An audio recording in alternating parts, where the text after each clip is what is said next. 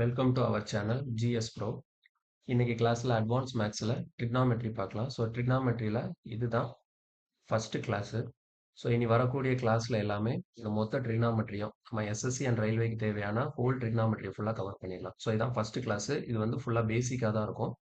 இந்த ட்ரிக்னாமெட்ரியை பற்றி ஃபுல்லாக இது வரைக்கும் எந்த ஐடியாவுமே இல்லை அப்படிங்கிறவங்க கூட ஈஸியாக புரிஞ்சுக்கிற மாதிரி இந்த கிளாஸ் எடுக்க போகிறோம். ஓகே. ஸோ ஃபர்ஸ்ட்டு இத பேசிக்ல இருந்து பார்த்துடலாம். ஆக்சுவலா ட்ரிக்னாமெட்ரினாலே எல்லாருக்கும் ஸ்கூல்ல இருந்தே ரொம்ப கஷ்டமான சப்ஜெக்ட் அந்த மாரி ஒரு ஃபீலிங் தான் இருக்கும். ஆனா அது அப்படி கிடையாது. ரொம்ப ரொம்ப ஈஸியான சப்ஜெக்ட். நீங்க பேசிக்ல இருந்து புரிஞ்சுக்கிட்டீங்க அப்படின்னா, இதுல வந்து ஈஸியா நீங்க ஸ்கோர் பண்ண முடியும். ஸோ ஃபர்ஸ்ட்டு இனிஷியலா பார்க்கும்போது, இது டாபிக் பேர் என்ன குடுத்துருக்காங்க? So trigonometry. இத 2ஆ பிரிக்கிறேன். ஓகேங்களா? ஸோ ஒண்ணு வந்து என்னன்னா, ட்ரிக்னோ அப்புறம் மெட்ரி. இந்த ட்ரிக்னோனா என்ன அப்படின்னா, இதுக்கு மீனிங் வந்து ட்ரையாங்கிள்னு அர்த்தம். இந்த மெட்ரி அப்படின்னா மெஷர்மென்ட். ஆக்சுவலா இந்த டாபிக்கே என்னன்னா, ட்ரையாங்கிள நம்ம என்ன பண்ண போறோம்னா, மெஷர் பண்ண போறோம். ஓகேங்களா? So measurement. ட்ரையாங்கிளோட மெஷர்மென்ட்ட தான் நம்ம ட்ரிக்னோமெட்ரின்னு சொல்லிட்டு படிக்கிறோம். ஸோ ட்ரையாங்கிள் அப்படின்னு சொல்றோமே, ட்ரையாங்கிள்ல வந்து டிஃபரெண்ட் டைப்ஸ் ஆஃப் ட்ரையாங்கிள் இருக்கு. நீங்க வந்து நார்மலா ட்ரையாங்கிள் பேசிக்கா பார்த்தோம் அப்படின்னா, equilateral triangle, isosceles triangle, scalene triangle, right angle triangle அந்த மாரி நெறைய டைப்ஸ் ஆஃப் ட்ரையாங்கிள் இருக்கு. இதுல நம்ம என்ன ட்ரையாங்கிள பத்தி படிக்க போறோம் அப்படின்னா, ஃபுல் அண்ட் ஃபுல் நீங்க படிக்க போறது வந்து ஒன்லி இந்த ரைட் ஆங்கிள் ட்ரையாங்கிள பத்தி தான் படிக்க போறோம். ஸோ இந்த டாபிக்க நம்ம ஸ்டார்ட் பண்றதுக்கு முன்னாடி, இந்த ரைட் ஆங்கிள் ட்ரையாங்கிள்னா என்ன? அப்படிங்கிறத கொஞ்சம் தெளிவா பார்த்துக்கலாம். அது என்ன ரைட் ஆங்கிள் ட்ரையாங்கிள்? ரைட் ஆங்கிள்னா என்ன ஃபர்ஸ்ட்? ஆக்சுவலி இந்த ரைட் ஆங்கிள் அப்படின்னா, நம்ம 90 டிகிரி இத தான் நம்ம என்னன்னு சொல்லுவோம்னா, ரைட் ஆங்கிள். செங்கோணம்னு சொல்றோம் இல்லையா? 90 டிகிரி தான் நம்ம ரைட் ஆங்கிள்னு சொல்றோம். இப்ப நார்மலா நமக்கு தெரியும். ஒரு ட்ரையாங்கிள் எப்படி இருக்கும்? ஒரு ட்ரையாங்கிள்க்கு வந்து 3 சைட்ஸ் இருக்க போகுது. ஓகேவா? ஒரு ட்ரையாங்கிள் டிரா பண்ணிக்கிறேன். கொஞ்சம் ஒரு ரஃப்பா தான் டிரா பண்றேன். ஓகேவா? ஸோ இங்க பாருங்க. இது வந்து 90 டிகிரின்னு வச்சுக்கோங்க. இதுதான் நம்ம ரைட் ஆங்கிள் ட்ரையாங்கிள்னு சொல்றோம். ஏதோ ஒரு ட்ரையாங்கிளோட ஒரு ஆங்கிள் வந்து எக்ஸாக்ட்டா 90 டிகிரி இருக்குன்னா, அதான் நம்ம ரைட் ஆங்கிள் ட்ரையாங்கிள்னு சொல்றோம். ஸோ இப்ப இந்த ரைட் ஆங்கிள் ட்ரையாங்கிளுக்கு நேம் குடுத்துக்கிறேன். ஏ, பி, சி. இப்ப இந்த ரைட் ஆங்கிள் ட்ரையாங்கிளுக்கு வந்து மொத்தமா நார்மலா ட்ரையாங்கிள்னா 3 சைட்ஸ் இருக்கும். அதே மாரி இந்த ட்ரையாங்கிளுக்கும் 3 சைட்ஸ் இருக்கு. இந்த 3 சைட்ஸ்க்கும் நான் நேம் குடுக்க போறேன். நேம் எப்படி குடுக்க போறேன் அப்படின்னா, ஃபர்ஸ்ட்டு கீழ இருக்கு இல்லையா? இது வந்து பேஸ் அடிப்பக்கம். இப்படி பெர்பெண்டிகுலர். ஓகேங்களா? இப்படி வந்து கரெக்ட்டா 90 டிகிரில இருக்கு இல்லையா? இதுக்கு பேர் வந்து ஆல்டிட்யூடுன்னு சொல்லலாம். அல்லது ஹைட்டுன்னு சொல்லலாம். அல்லது பெர்பெண்டிகுலர்ன்னு சொல்லலாம். ஸோ நம்ம பெர்பெண்டிகுலர்ங்கிற நேமே வச்சுப்போம். இதுதான் நம்ம காமனா எடுத்துக்கக்கூடிய நேம். பெர்பெண்டிகுலர். ஸோ இந்த சைடுக்கு பேரு பெர்பெண்டிகுலர். அதே மாரி இந்த ரைட் ஆங்கிள் ட்ரையாங்கிள்ல இந்த 90 டிகிரி இருக்குல்ல, இந்த ரைட் ஆங்கிளுக்கு ஆப்போசிட்ல இருக்கு தெரியுமா? இந்த சைடு, இந்த ஏசி. இந்த ஏசிங்கிற சைடு தான் இருக்கிறதுலயே பெரிய சைடா இருக்கும். ஸோ இதத்தான் நம்ம என்ன சொல்றோம்னா, ஹைப்போடென்யூஸ். தமிழ்ல கர்ணம்னு சொல்லுவாங்க. So hypotenuse. அப்ப பார்த்தீங்கன்னா 3 சைடு பேஸு, பெர்பெண்டிகுலர், ஹைப்போடென்யூஸ். இந்த 3 சைடு இருக்குது.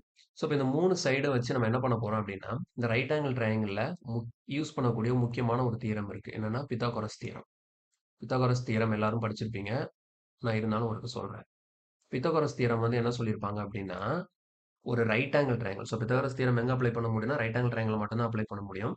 ஒரு ரைட் ஆங்கிள் ட்ரையாங்கிளோட பேஸ் இருக்கு இல்லையா? பேஸோட ஸ்கொயரு பிளஸ் பெர்பெண்டிகுலரோட ஸ்கொயரு இது 2யும் நம்ம ஆட் பண்ணா அது எதுக்கு ஈக்குவலா இருக்கும்னா, ஹைப்போடென்யூஸோட ஸ்கொயருக்கு ஈக்குவலா இருக்கும். இப்ப பாருங்க, இப்போ உதாரணத்துக்கு இப்ப இந்த ரைட் ஆங்கிள் ட்ரையாங்கிள் இருக்கு இல்லையா? இந்த ரைட் ஆங்கிள் ட்ரையாங்கிள்ல பேஸோட லென்த் வந்து நானா அஸ்யூம் பண்ணிக்கிறேன். இப்ப பேஸோட லென்த் வந்து 3ன்னு வச்சுக்கோங்க.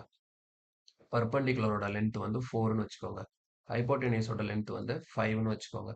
இப்ப நான் இதுல அப்ளை பண்ணி பார்க்குறேன். பேஸ் 3 அப்போ 3 ஸ்கொயர் பிளஸ் பெர்பெண்டிகுலர் 4 ஸ்கொயர். இப்போ 3 ஸ்கொயர் பிளஸ் 4 ஸ்கொயர் எவ்வளோ?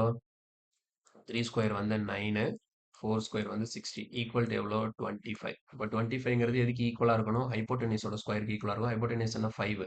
ஸோ இப்போ 25 என்னது 5 ஸ்கொயர் தான். ஸோ இது சாட்டிஸ்ஃபை ஆகுது. அப்போ ஒரு ட்ரையாங்கிளுக்கு பேஸ் 3ன்னும் பெர்பெண்டிகுலர் 4ன்னும் ஹைப்போடென்யூஸ் 5ன்னு இருந்ததுன்னா அது கண்டிப்பா ரைட் ஆங்கிள் ட்ரையாங்கிளா தான் இருக்கணும். இல்லைன்னா ஒரு ட்ரையாங்கிளோட இந்த 3 சைட்ஸ் வந்து இந்த பித்தாகோரஸ் தியரமை வந்து சாட்டிஸ்ஃபை பண்ணுச்சுன்னா அது கண்டிப்பா ரைட் ஆங்கிள் ட்ரையாங்கிளா தான் இருக்கணும். ஓகேவா? ஸோ இதுதான் நம்ம பார்க்கக்கூடிய ஃபர்ஸ்ட் கான்செப்ட். நெக்ஸ்ட் பார்க்கலாம். நெக்ஸ்ட் ஸ்லைடுல ட்ரிக்னோமெட்ரிக் ஃபங்க்ஷன் என்னன்னு சொல்லிட்டு பார்ப்போம். இப்போ இது புரிஞ்சதுல ரைட் ஆங்கிள் ட்ரையாங்கிள்னா என்ன அப்படின்னு சொல்லிட்டு பார்த்தாச்சு. அடுத்த ட்ரிக்னோமெட்ரிக் ஃபங்க்ஷன்ஸ்.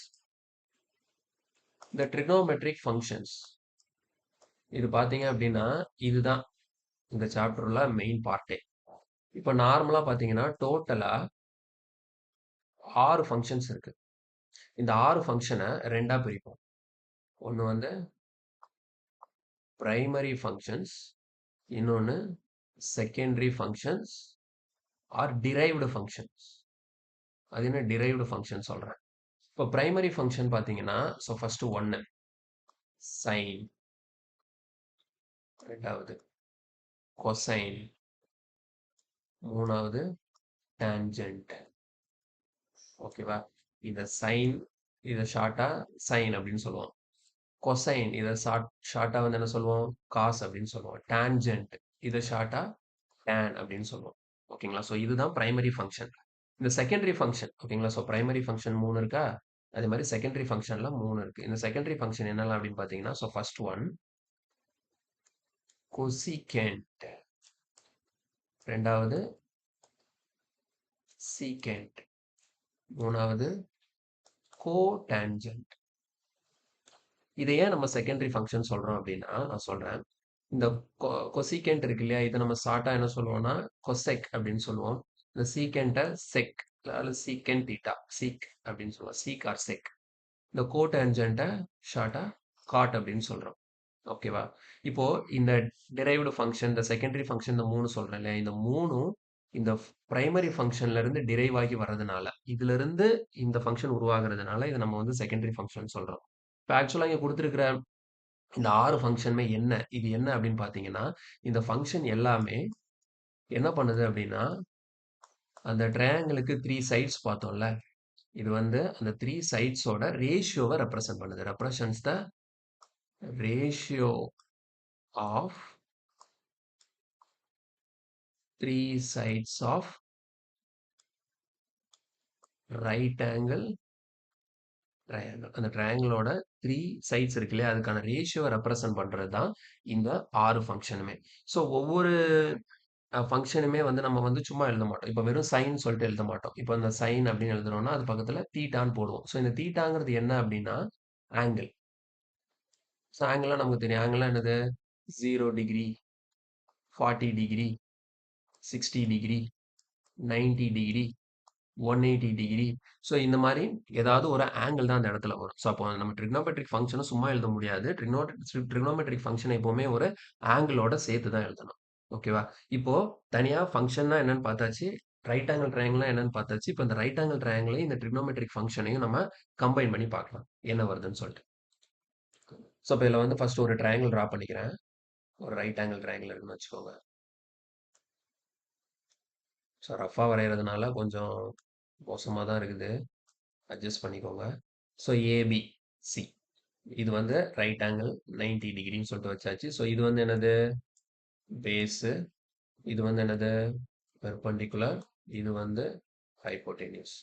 ஸோ இப்போ ஃபங்ஷன்ஸ் ஒவ்வொன்றா பார்க்கலாம். இப்போ நம்ம ஃபங்ஷன் பார்க்கும்போது நான் சொல்லியிருந்தேன் ஒவ்வொரு ஃபங்ஷனுமே இதில் இருக்கக்கூடிய சைட்ஸ்க்கான ரேஷியோ தான். ஸோ ஃபர்ஸ்ட் ஃபங்ஷன் என்ன? Sine function.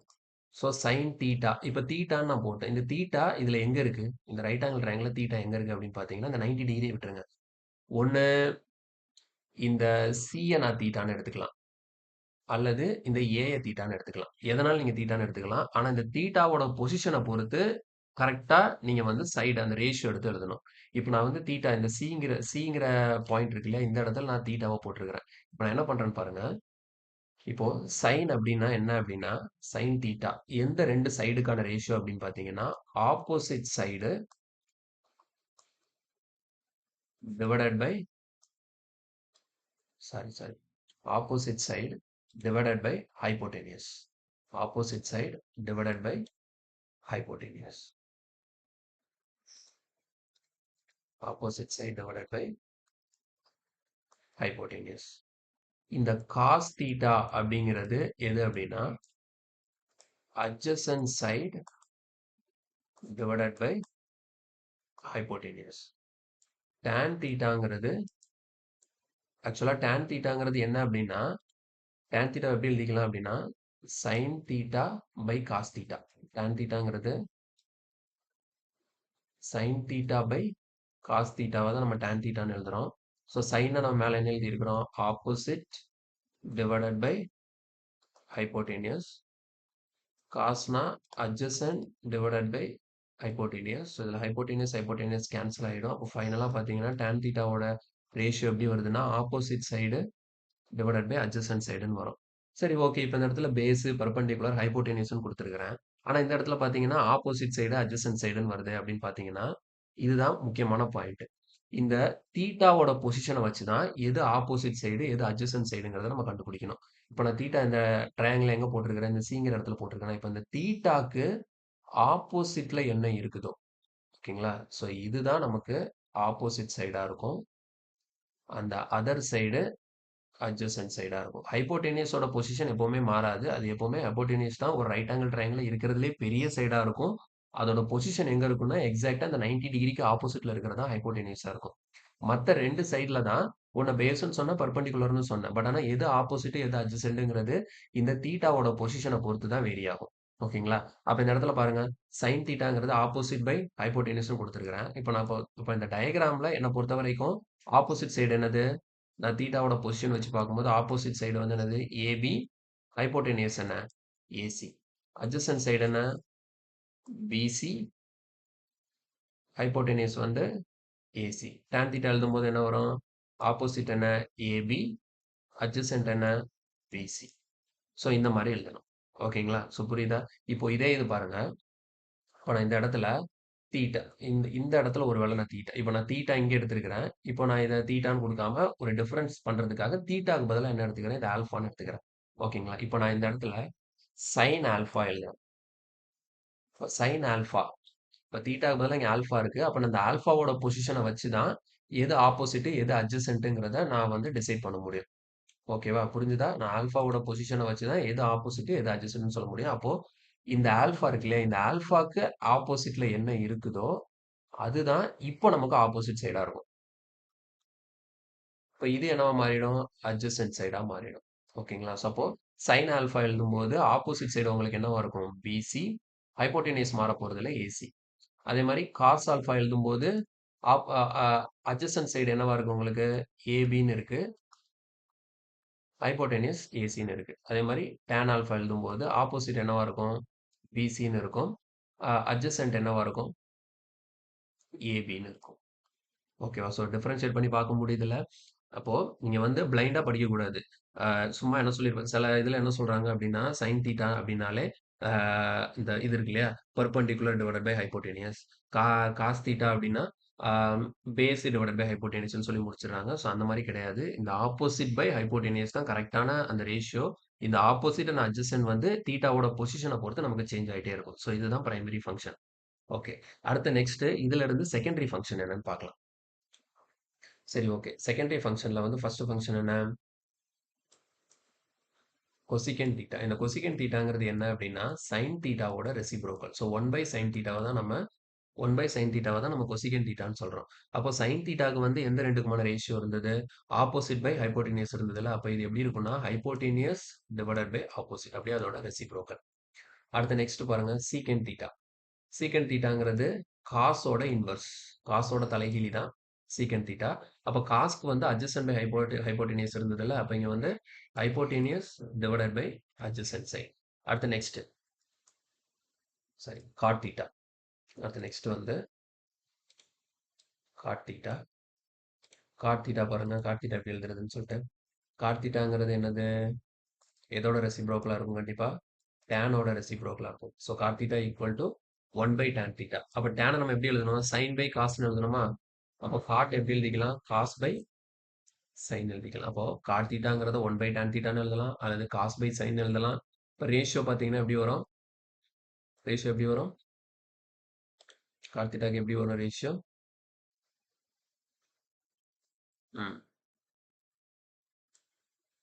Adjacent divided by opposite.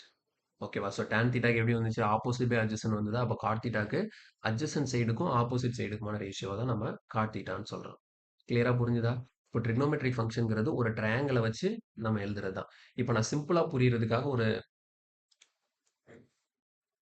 Triangle போட்டு உங்களுக்கு நான் எக்ஸ்பிளைன் பண்றேன். இப்போ ஃபர்ஸ்ட் ஒரு ரைட் ஆங்கிள் ட்ரையாங்கிள் டிரா பண்ணிக்கலாம். ஓகேவா? So right angle triangle draw பண்ணிக்கிறேன். இப்போ இது வந்து ஏ, பி, சி, இது 90 டிகிரி. ஓகேவா? இப்ப இந்த இடத்துல இது 3க்கும் வந்து நான் சும்மா ஒரு வேல்யூ குடுத்துக்கிறேன். ஸோ இதோட இது வந்து 3 சென்டிமீட்டர், இது 4 சென்டிமீட்டர், இது 5 சென்டிமீட்டர். ஓகேவா? 3 சென்டிமீட்டர், 4 சென்டிமீட்டர், 5 சென்டிமீட்டர். ஸோ இப்ப இத வச்சு நான் ட்ரிக்னோமெட்ரிக் ஃபங்ஷன் எல்லாமே எழுதப் போறேன். ஸோ ஃபர்ஸ்ட் பார்த்தீங்க அப்படின்னா நான் சொன்னேன் ட்ரிக்னோமெட்ரிக் ஃபங்ஷன் தீட்டா எங்க எடுக்கிறோங்கிறத பொறுத்து இருக்கு. இப்ப பார்த்தீங்கன்னா, இப்ப நான் 2 விஷயம் பண்ணிக்கிறேன். ஒண்ணு வந்து இதுல வந்து ஆங்கிள்ஸ் வந்து ஆங்கிள் ஏ இருக்கு, ஆங்கிள் சி இருக்கு. இப்ப பாருங்க, நான் வந்து sin தீட்டா sin ஏன்னு எழுதுறேன். தீட்டா, ஏ எல்லாமே ஆங்கிள். ஏன்னா இந்த இந்த இந்த ஆங்கிள். இந்த ஏன்னு இருக்கு இல்லையா? இந்த ஆங்கிள். ஸோ அப்ப sin ஏ. sin ஏன்னா என்ன? இந்த ஏய வச்சு தான் நான் பார்க்கணும். இந்த இருக்கு இல்லையா? இந்த ஏங்கிற பொசிஷன் தான் நான் தீட்டா அதுக்கு பதிலா எடுத்திருக்கிறேன். அப்ப ஏய வச்சு தான் நான் ஆப்போசிட் நான் அட்ஜஸ்டன்ட் ஃபிக்ஸ் பண்ணணும். இப்ப sin ஏ எழுதியிருக்கேனா? இப்ப sin ஏங்கிறது sin ஃபங்ஷன் என்னது? Opposite by hypotenuse. அப்ப பாருங்க ஏக்கு ஆப்போசிட்ல இங்க என்ன இருக்கு? ஏக்கு ஆப்போசிட்ல 4. அப்போ இத 4/5. அப்ப cos A என்ன வரும்? Adjacent by hypotenuse. அப்ப அட்ஜசன்ட் இங்க என்ன இருக்கு? 3. 3/5. tan A என்ன வரும்? Opposite by adjacent. So answer வந்து 4/3. அடுத்து அப்படியே இங்க வாங்க. cosecant A என்ன வரும்? அப்படியே sin A அதோட தலைகீழா எழுதினா போதும். 5/4. secant A என்ன வரும்? 5/3. cot A என்ன வரும்? 3/4. புரிஞ்சுதா? கிளியரா புரிஞ்சுதா? எப்படி எழுதியிருக்கோம்னு சொல்லிட்டு இது நீங்க இது கூட கொசிக்கன்னா என்ன எதுக்கும் ஹைப்போடெனியஸ்க்கும் ஆப்போசிட் சைடுக்கும் ஸோ ஹைப்போடெனியஸ் 5 ஆப்போசிட் சைடு 4. சரி இப்போ இது நான் ஆங்கிளை மாத்தி வச்சு எழுதுறேன் பாருங்க.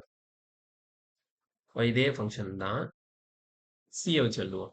இப்போ சைன் சினா இப்போ சிக்கு ஆப்போசிட் தான் ஆப்போசிட் சைடு. சிக்கு ஆப்போசிட் என்ன 3. அப்போ 3 ஹைப்போடெனியஸ். அடுத்த காஸ் சி பாருங்க. அப்போ என்ன வரும்? அட்ஜசன்ட் என்னவா மாறிடும்? 4 மாறிடும். 4/5. அடுத்த tan C opposite divided by adjacent. அதே மாதிரி தான் கொசிகன் சி என்ன வரும்? 5/3. சீக்கன் சி வந்து 5/4. காட் சி வந்து 4/3. கிளியரா புரிஞ்சுதா? ஒரு ட்ரிக்னோமெட்ரிக் ஃபங்க்ஷன் வந்து ஒரு ட்ரையாங்கிள் இருந்து எடுத்து எழுதும்போது நம்ம இந்த மாதிரி தான் எழுதணும். ஸோ இதுதான் பேசிக்கா நீங்க பார்க்கக்கூடிய விஷயம். ஸோ ஃபர்ஸ்ட்ல இருந்து பார்த்துக்கோங்க.